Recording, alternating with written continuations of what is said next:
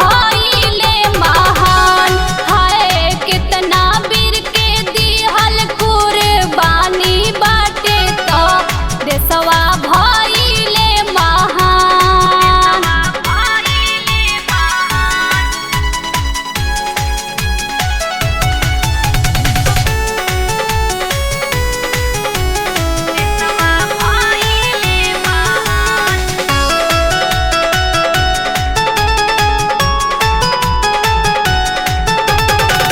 नेहरू गांधी जी लैले आंधी जी कि हमसे देशवा के गुलामी न सहल जाई।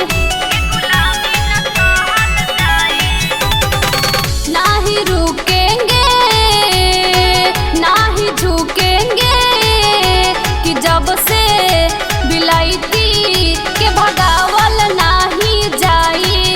चाहे जाई देश खातिर हमर जान।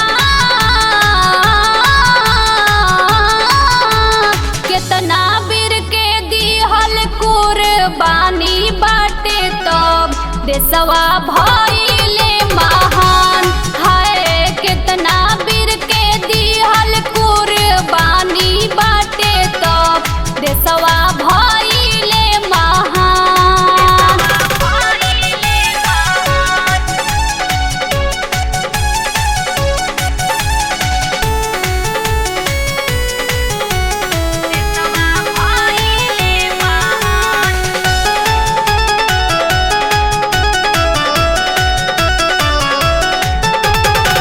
तीनों रंगवा के ई तिरंगवा से आन बान और शान के पहचान मिले।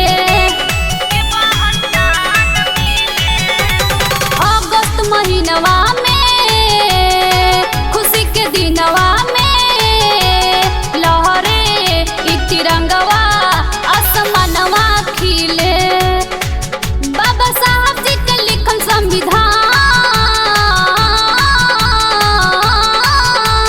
कितना वीर के दिहल कुर्बानी बाटे तब देशवा